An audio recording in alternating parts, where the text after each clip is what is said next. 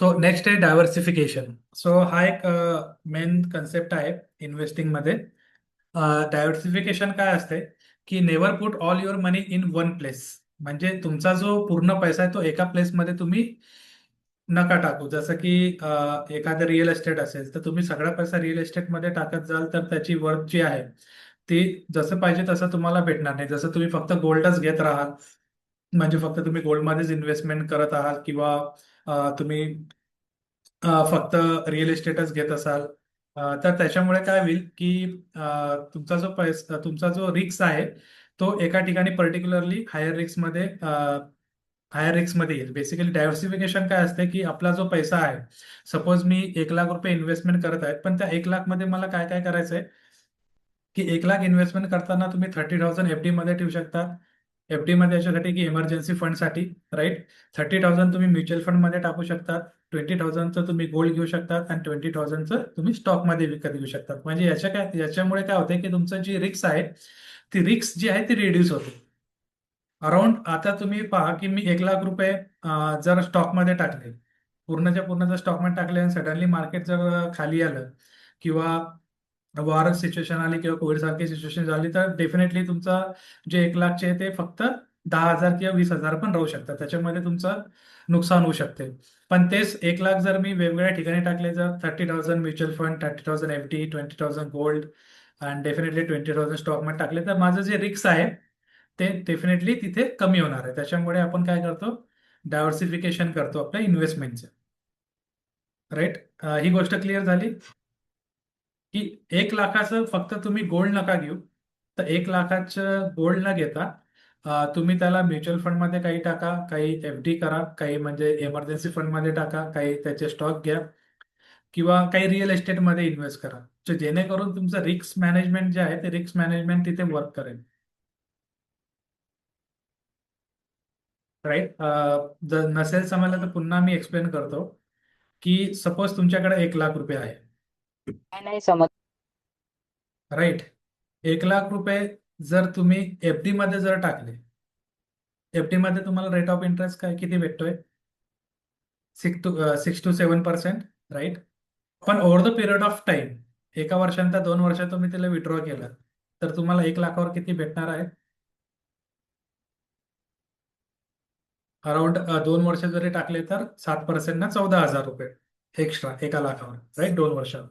पण तेच मी जर डायव्हर्सिफिकेशन केले, 30,000ची एफडी केली, 30,000ची म्युच्युअल म्युच्युअल फंड केले, 20,000चे गोल्ड घेतली, गोल्ड घेतले, आणि काही 20,000चे स्टॉकमध्ये टाकले, तर याच्यामध्ये काय होणार आहे की एफडी मध्ये मला 30,000वर 6% भेटणार आहे, जे पण असेल 6-7%. 30,000 वर मला म्युच्युअल फंड, याच्यावरती मला अराउंड 10 ते 12% भेटू शकतात, अराउंड 2 इयर्सचं जर कॅल्क्युलेशन केलं. 20,000 गोल्ड, गोल्ड 2 वर्षानंतर मे बी 10,000-12,000ने वाढू शकते. राईट. त्याच्यानंतर स्टॉक काही घेतले असतील किंवा रिअल एस्टेटमध्ये टाकले असतील, तर त्याच्यामध्ये मला काहीतरी 4-5%चा फायदा होणार आहे. तर याचं ओव्हरऑल जर कॅल्क्युलेशन केलं तर अराउंड तुमचा जो रेट ऑफ रिटर्न आहे, तुम्हाला जे रिटर्न भेटणार आहे ते अराउंड 25% पर्यंत जाऊ शकतो with the help of diversification. तुम्हाला जे इन्व्हेस्टमेंट आहे, जर तुम्ही एफडी केली असेल फक्त तुम्हाला 6% भेटले असते, किंवा फक्त तुम्ही गोल्डमध्ये जर टाकले असते तुम्हाला फक्त 7 ते 10%च भेटले असते. पण डायव्हर्सिफिकेशन केल्यामुळे काय झालं की तुमचा रेट ऑफ रिटर्न जो आहे तो वाढला. कितीने वाढला? अराउंड 20-25% तुम्हाला वर्षाला भेटू शकतात तिथे. समजलं? यस, आता क्लिअर झालं की इन्व्हेस्टमेंट डायव्हर्सिफिकेशन केल्यामुळे हो किती सर, फायदा हो. होतो. Okay okay, great. त्याच्यानंतर आहे कॉमन इन्व्हेस्टमेंट मिस्टेक. आपण कॉमन मिस्टेक काय करतो इन्व्हेस्टमेंटच्या टायमाला?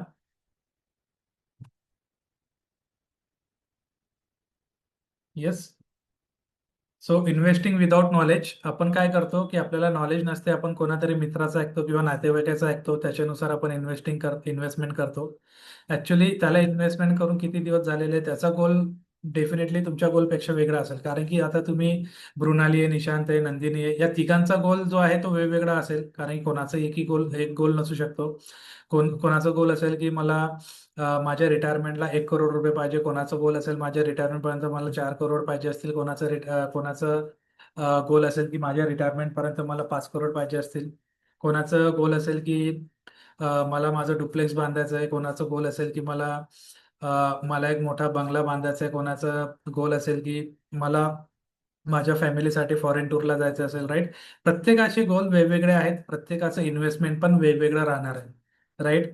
त्याच्यामुळे आपल्याला नॉलेज घ्यायचं इन्व्हेस्टमेंट आपण कशा प्रकारे कुठे करायला पाहिजे, कुठे आपला फायदा होईल, कोणत्या ॲसेटमध्ये आपल्याला इन्व्हेस्टमेंट करायला पाहिजे. ॲप्रिशिएटिंग ॲसेट, डिप्रिशिएटिंग ॲसेट असे 2 प्रकारचे ॲसेट असतात, राईट. ॲप्रिशिएटिंग म्हणजे gold, silver, real estate, mutual fund. These are appreciating म्हणजे त्यांची ग्रोथ जी आहे ते अ, दिवसेंदिवस वाढत जाते. पण डिप्रिशिएटिंग ॲसेट म्हणजे काय, मोबाईल फोन, त्याच्यानंतर लॅपटॉप ठीक आहे, युजफुल असते. त्याच्यानंतर कार घेतली असेल तुम्ही, राईट, बाईक घेतली असेल, तर these are the depreciating asset. ते तुम्हाला तुमची व्हॅल्यूची म्हणजे मनीची व्हॅल्यू कमी करतात, राईट. फॉलोइंग टिप्स ब्लाइंडली, जसं मी आता बोललो की तुम्ही तुमच्या नातेवाईकांकडून किंवा मित्रांकडून काही टिप्स वगैरे घेतात. मी आता जसं कोणी आलं असेल की मी आता गोल्ड वाढत आहे, तुम्ही गोल्डमध्ये इन्व्हेस्ट केलेली, मी 5 लाख रुपयाचं गोल्ड घेतलेलं आहे, 10 लाखचं गोल्ड घेतलेलं आहे. पण डेफिनेटली ते त्याच्यासाठी बेनिफिशियल असेल, पण आपल्यासाठी ते असेल का? नक्की नाही, कारण की आपले गोल जे आहेत ते वेगवेगळे आहेत त्यांच्या गोलपेक्षा, right. Trying to get rich quickly म्हणजे आपण एखाद्या गोष्टीसाठी मला लवकरात लवकर श्रीमंत व्हायचंय, राईट. अशा गोष्टी काही आपण आपल्या डोक्यात आणतो आणि चुकीचा निर्णय घेतो. त्याच्यामुळे काय होऊ शकते, आपला लॉस पण होऊ शकते किंवा पूर्ण पैसे आपण आपले पूर्ण पैसे त्याच्यात जाऊ शकतात. Investing all money in one asset, जसं आपण आत्ता पाहिलं की डायव्हर्सिफिकेशन न करता फक्त आपण एकाच ॲसेटमध्ये जर टाकले तर तिथे आपला लॉस होऊ शकतो, right. Fear during market crashes म्हणजे शेअर मार्केट जेव्हा खाली येते किंवा जाते तर आपण फिअर करतो किंवा आपण घाबरतो की माझे पैसे तर बुडणार तर नाही, किंवा म्युच्युअल फंड तर माझं मायनसमध्ये जाणार नाही.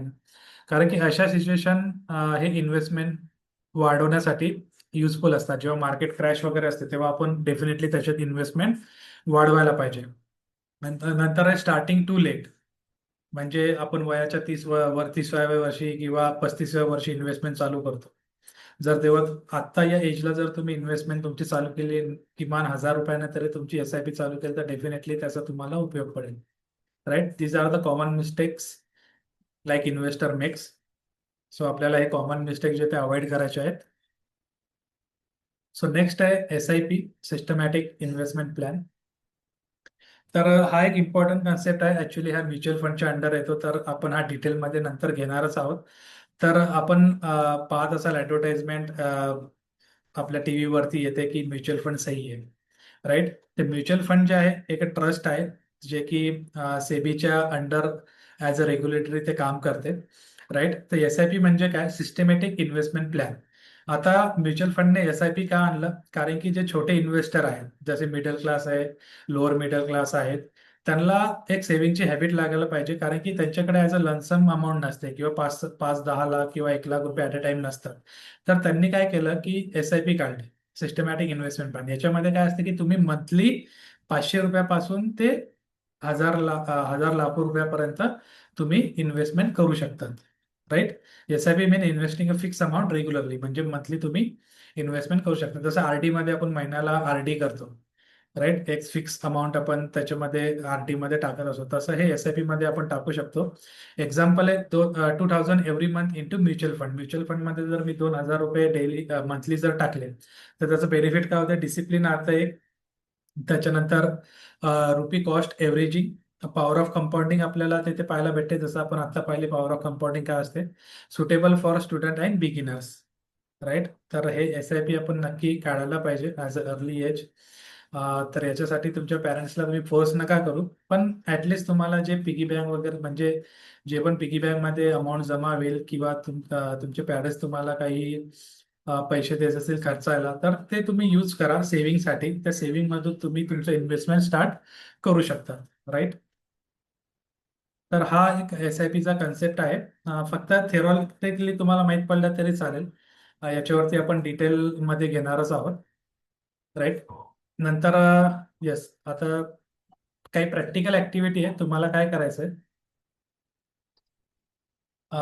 If you receive 1,000 rupees monthly pocket money तुम्हाला जर 1,000 रुपये जर भेटले, how much can you invest, म्हणजे त्याच्यातले किती तुम्ही इन्व्हेस्ट करू शकता हे तुम्हाला सांगायचं आहे. त्याच्यानंतर question take which is safer, FD, stocks safer कोणते आहेत बेस्ड ऑन रिस्क ॲपेटाईट. आपण आता पाहिलं की तशी रिस्क ॲपेटाईट काय आहे, रिस्क FD मध्ये आणि स्टॉक मध्ये रिस्क काय असतात. त्याच्यानंतर क्वेश्चन 3 आहे why is starting early more important than investing a large amount later. म्हणजे अर्लियर इन्व्हेस्टमेंट का इम्पॉर्टंट आहे, कारण की तुम्ही जर नंतर इन्व्हेस्टमेंट करायला गेलेत ॲज अ एज ऑफ 30-35, तर तुम्हाला आत्ता जे 2,000 रुपये 3,000 रुपयांना जो लाभ होणार आहे, जो बेनिफिट भेटणार आहे, तो तुम्हाला समोर जाऊन तुम्हाला मंथली 25-30 किंवा 50,000 पण इन्व्हेस्ट करावं लागतील, तेव्हा तुमचे ते लाईफ गोल तेव्हा टाइम पिरियडमध्ये अचीव होतील. राईट. तर हे 3 क्वेश्चन तुम्हाला प्रॅक्टिकल ऍक्टिव्हिटी करायची आहे की क्वेश्चन 1 मध्ये तुम्हाला जर 1,000 रुपये असतील तर तुम्ही त्याच्यातले किती इन्व्हेस्टमेंट कराल, किती सेव्हिंग कराल, किती एक्सपेन्सेस कराल. राईट. तुम्हाला कॅल्क्युलेट करायचं. जस्ट क्लिअर इथपर्यंत? Yes. So powerful belief statement आहे आजचं की don't work only for money, make money work for you. म्हणजे फक्त पैशासाठी काम नका करू, तर पैशाला तुमच्यासाठी कामाला लावा. The best time to start investing was yesterday. म्हणजे जो इन्व्हेस्टमेंटचा बेस्ट टाइम होता तो काल होता, पण the second best time is today. Right. समजला याचा अर्थ की इन्व्हेस्टमेंटसाठी जो बेस्ट टाइम आहे तो आज आणि आत्ता आहे. सगळ्यात बेस्ट टाइम कोणता होता? कालचा होता. पण सेकंड बेस्ट टाइम कोणता आहे? आजचा आहे. राईट. तर हे नेहमी लक्षात ठेवा. जर तुम्हाला कोणी बोलत असेल की अरे आता इन्व्हेस्टमेंट नको करू, स्टॉक मार्केट खूप खाली पडते, म्युच्युअल फंडचं असं झालंय तसं झालंय, राईट, कारण की त्याला त्या गोष्टी नॉलेज नसते. पण तुम्ही ॲज अ नॉलेजेबल पर्सन आहात, तुम्हाला सगळ्या गोष्टी तुम्ही शिकत आहात, तर तुम्ही स्वतः ठामपणे सांगायला पाहिजे की या गोष्टी अशा वर्क करतात आणि या गोष्टी सगळ्यात बेस्ट टाइम जो आहे this is today. Right. Yes. So तुम्हाला पॉवर ऑफ कंपाऊंडिंग मी दाखवतो, एक मिनिट. पॉवर ऑफ कंपाऊंडिंग कसं काम करते.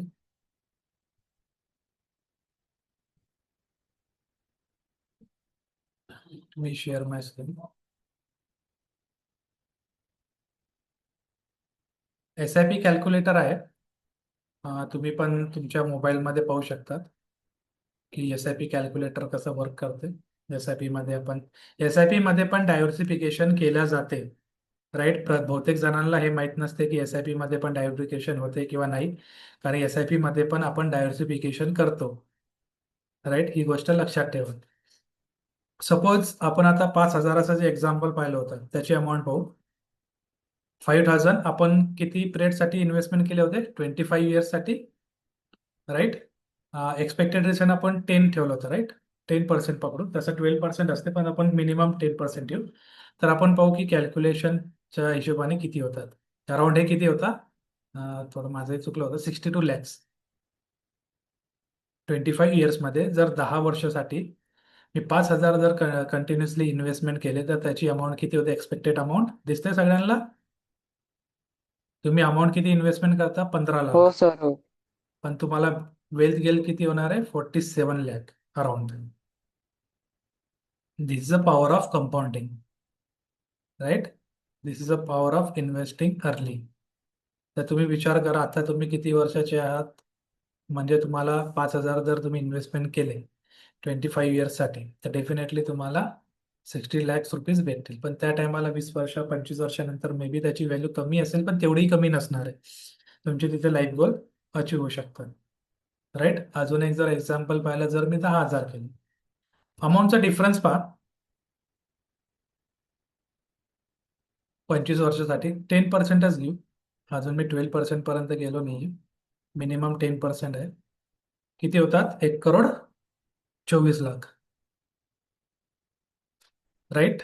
आता तुम्ही विचार करा, आता तुमच्या पॅरेंट्सनी जर चुकीचं इन्व्हेस्टमेंट केलं असेल किंवा 10,000 मंथली कुठेतरी दुसरीकडे वेस्ट जात असतील, तर over the period of time ते पहा किती अमाऊंट आपण लूज करतोय. म्हणून फायनान्शियल नॉलेज घेणं काय इम्पॉर्टंट आहे as a early stage, early age. हे काय इम्पॉर्टंट आहे या गोष्टींसाठी, की तुम्हाला या गोष्टी जर समजल्या तर डेफिनेटली तुम्ही तुमच्या लाईफमध्ये चांगलं वेल्थ क्रिएशन करू शकता. आणि हे समजणं तुम्हाला फार गरजेचं आहे. याच्यामध्ये आपण इन्फ्लेशन ॲड नाही केलं. इन्फ्लेशन जर ॲड केलं तर आपण पाहू अमाऊंट किती होते. ती होती 51 लाख. इन्फ्लेशन ॲड केलं तर 7%. इन्फ्लेशन ॲड करून, right, that is best for 25 years. आता जर मी इथे जर 2,000 केले, कोणाला जर 30 इयर्स असतील, इन्फ्लेशन रेटने इथं 12% करतो मी, ते होतात 19 लाख 2,000 रुपयांनी 30 वर्ष. पण इन्फ्लेशन रेट ऍडजस्ट करायला पाहिजे.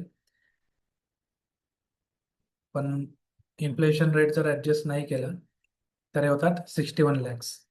म्हणजे तुम्हाला समजते की 30 वर्षात इन्फ्लेशन कितीनं वाढते. 19 लाख आणि 60 लाख कितीचा डिफरन्स आहे? 40 लाखाचा. म्हणजे ॲज अ इन्व्हेस्टमेंट तुम्हाला 40 लाखाचा जो डिफरन्स आहे तो कव्हर करण्यासाठी तुम्हाला इन्व्हेस्टमेंट करावीच लागणार. आता जर येणाऱ्या 10 वर्षात जर मी इन्फ्लेशनचं हे पाहिलं, येणाऱ्या 10 वर्षात इन्फ्लेशन किती वाढू शकतं?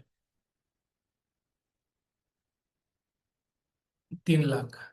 आणि जर इन्फ्लेशन जर केलं तर ते जाते 4.5 लाख.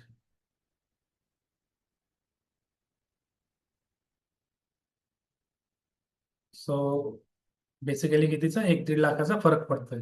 पण ओव्हरऑल 30 इयर्स नंतर कितीचा डिफरन्स पडतोय यार? इथं 30 इयर्स बरोबर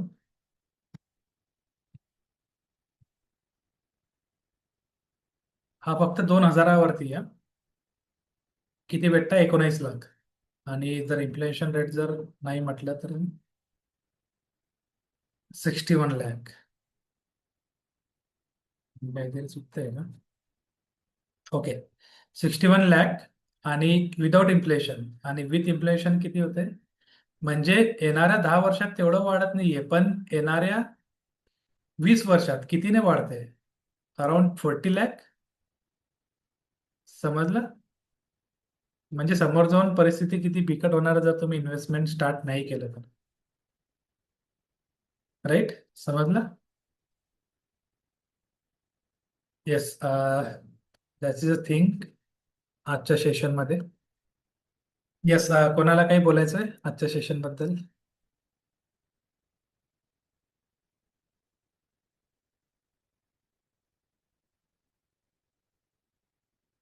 येस. काय समजलं, काय नाही समजलं? Yes, please raise your virtual hand.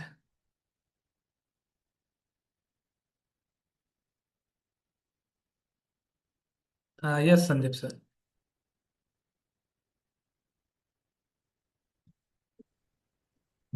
Sir थोडा नेटवर्क इश्यू आहे. ओके. तरी पण आज खूप तुम्ही चांगल्या प्रकारे समजावून सांगितलं. ज्या चुका म्हणजे आम्ही केल्या, आता मी अराउंड 40 वर्षाचा आहे, ज्या चुका आम्ही केल्या त्या मुलांनी करू नये आणि ते त्याच्यातून लवकर बाहेर निघावं असं तरी मला याच्यातून वाटतंय. आणि तुम्ही खूप चांगला उपक्रम चालू केलाय. एवढंच बोला तुम्ही. Yes, thank you thank you thank you so much sir. Thank you Sandeep sir. Yes. Mrunali, काय शिकायला भेटलं हा सर, आज आपलं आजच्या सेशनमध्ये? म्हणजे थोडाफार डिफिकल्ट होता आणि थोडा डिफिकल्ट होता बिकॉज फर्स्ट टाइम हा सेशन मी अटेंड राईट. केलाय आणि कॅल्क्युलेशन वगैरे थोडीफार हार्ड वाटली बट आय सक्सेस. मी अजून इम्प्रूव्ह करेल आणि आय ट्राय माय बेस्ट की माझ्या हाताने कोणत्याची चुकणं की फ्युचरमध्ये मला काही डिफिकल्टीज म्हणजे डिफिकल्टीजला हँडल करायला लागेल. Thank you sir. येस, तुम्हाला तुमचे लाईफ गोल लिहून काढणे फार गरजेचं आहे, राईट? त्याशिवाय ते प्रॉपरली वर्क करणार नाही. तुम्ही जर आत्ता तुमचे लाईफ गोल जर लिहून काढले की मला 10 वर्षानंतर स्वतःचं घर घ्यायचंय, किंवा मला माझ्या रिटायरमेंटसाठी मला एवढी अमाऊंट लागणार आहे, right, with the inflation, rate of inflation जे असते त्याच्यानुसार मला किती इन्व्हेस्टमेंट करावी लागणार आहे, कुठे काय करावं लागणार आहे, कसं काय करावं, ते तुम्हाला आत्ता लिहून काढणे फार गरजेचं आहे, जेणेकरून तुम्हाला आयडिया येईल की येणाऱ्या पर्टिक्युलर जसं डे बाय डे इयर्स वाढत जातील तर त्या इयर पर्यंत मला ती गोष्ट कशी अचीव करायची, राईट. आता डेफिनेटली तुमच्या पॅरेंट्स समोर एकच लक्ष असेल की तुमचं एज्युकेशनचा खर्च, राईट. आता ते तर एज्युकेशन डेफिनेटली ते काही ना काही करून तुमचं एज्युकेशन पूर्ण करतील, पण त्याच्यानंतर तुम्ही जेव्हा जॉबला लागाल तेव्हा तुमचं एम काय असेल, राईट. तुम्ही कशावर फोकस करतात, ॲसेट क्रिएशनवर करतात का लायबिलिटीजवर करतात, राईट. मे बी तुमचं मॅरेज वगैरे झाल्यानंतर तुम्हाला घर घेण्यासाठी कुठं मोठ्या सिटीमध्ये, तर तेव्हा तुम्ही हे जे नॉलेज आहे तिथे यूज करू शकता. तर डेफिनेटली तुम्हाला कितीपर्यंत कर्ज घ्यायला पाहिजे का नाही घ्यायला पाहिजे, कितीपर्यंत मी डाऊन पेमेंट करू शकते, तर डाऊन पेमेंटसाठी मी आतापासून किती इन्व्हेस्टमेंट करू शकते किंवा करू शकतो, राईट. मला जर समोर जाऊन माझी कार घ्यायची असेल, बाईक घ्यायची असेल, राईट, कुठं मला फॉरेन टूरला जायचं असेल, जे काही स्वप्न असेल, स्वप्न मोठी पहा, म्हणजे छोटी स्वप्न पाहून उपयोगात नाही, मोठी स्वप्न पहा, पण त्याला पूर्ण करण्यासाठी तेवढं तुम्ही फोकस राहणं फार गरजेचं आहे, राईट. डेफिनेटली स्वप्न मोठी पाहायलाच पाहिजे, फॉरेन ट्रिप जाणं हे काही म्हणजे चुकीचं नाही आहे, प्रत्येकाने त्याची लाईफ एन्जॉय करायलाच पाहिजे. आणि प्रत्येकाने कन्सिस्टन्सी ठेवा, तुम्ही जे वर्क करतायत, तुम्ही जे एज्युकेशन घेतायत, तेवढं खर्च जास्त होते, काय खर्च होतोय, दुसऱ्यांना इम्प्रेस करण्यासाठी आपल्याला इथे काही नाही करायचं, राईट. दुसऱ्याला इम्प्रेस करण्यासाठी मी आयफोन घेतला, मी बाईक घेतली, राईट, किंवा मी मुलांसोबत म्हणजे कुठेतरी टूरला फिरायला जातोय तर तिथे आम्ही व्हॉट्सअपवर स्टेटस हे करणे ते करणे, तर त्या गोष्टी चालत राहतील, पण आपल्याला त्या गोष्टी अवॉइड करायच्या ज्या आपल्या उपयोगात नाही, राईट. आपल्याला आपल्या ॲसेट क्रिएशनवर जास्त फोकस करायचं आहे, आपल्याला लॅबिलिटीज कमी करायच्या आहेत, आपल्याला ॲसेट वाढवायचे आहेत जेणेकरून ते आपल्या कामात येतील, राईट. गोल्डमध्ये पण तुम्ही इन्व्हेस्ट करू शकतात, गोल्ड SIP, एक स्मॉल अमाऊंट 500 रुपयांनी, तर ते जेणेकरून जेव्हा तुम्ही एक 10-15 वर्षानंतर तुम्ही स्वतःमध्ये भरपूर चेंजेस पाहाल, ॲज अ तुम्ही फायनान्शियल स्वतःला स्ट्रॉंग समजाल, राईट. आणि तुमच्या आईवडिलांची स्वप्न पण तुम्ही पूर्ण करू शकता. So definitely start investing early. त्याच्यामुळे मी म्हणतोय की इन्व्हेस्टमेंट लवकर स्टार्ट करा. किंवा 500 रुपये का होणार महिन्याचे, तर तुमच्या नावाने तुम्ही इन्व्हेस्टमेंट स्टार्ट करू शकता.